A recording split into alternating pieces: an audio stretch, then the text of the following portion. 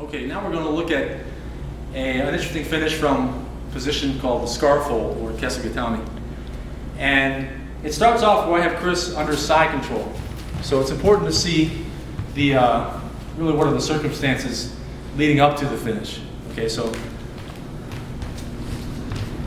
initially I have side control. What happens is, as he's trying to do in the elbow escape, see, he gets his forearms in, he's turned on his side. I know I've got to make a move. And my initial movement is going to be to hook his shoulder with my hand, and I'm going to sit out facing his head. So my hip seals in against his hip. So he doesn't have room to bring his knee through. All right, if he should have to bring the knee through a little bit, I can still block it with my hand and move my hip past it and then lift up on the side.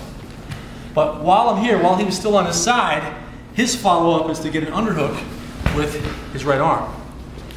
Now, you see he's about to turn and get my back. He's about to bump me over.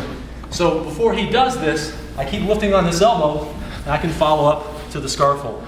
Now it's important to recognize that when I go to this position, it's hard to go back to side control now. I'm pretty much committed to kesugatami to go for a finish, in this case against his arm, the arm that's trapped here. All right, so let's look again at how we end up here first, and then we'll look at the finish. So I had side control, what we call version A, and he got his forearms in. His first line of defense or escape is going to be to work in the elbow escape. So he bumps and turns. And see, as he's doing this, I can't just stay here.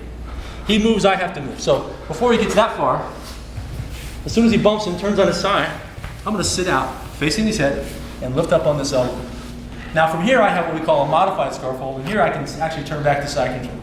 But what happens is he gets his underhook. He knows how to get out. While he's still on his side, he gets this underhook. And now I cannot turn back. Because if I try to turn back, he turns up and comes up to my back. So this is where, knowing that he got his underhook, I'm going to lift up in this arm and go to his neck and trap him in here. I'll even lift up to where I can put my palm on my thigh, keep his head off the mat.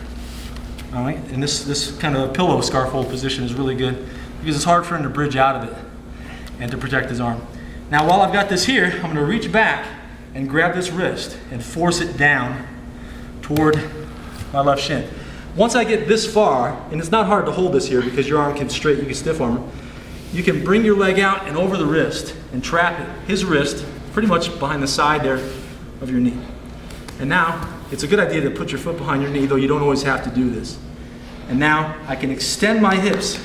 His wrist is going out as his elbow is going this way because my hip is driving there. Very tight position. All right? And it comes from here. I'm holding him down. I reach back. You might initially push it down this way. And he's trying to bend his arm because he thinks you're going to do a straight arm lock, which you could. And then in the course of struggling that, it turns and you force it right there under and you trap it. Once it's here, it's very hard to get it out for him. Sometimes you can just get it here like this. Other times it's a good idea to close this up and lock. Do this one with great care because it's hard to control it. You have a lot of force behind those hips and legs against his isolated joint.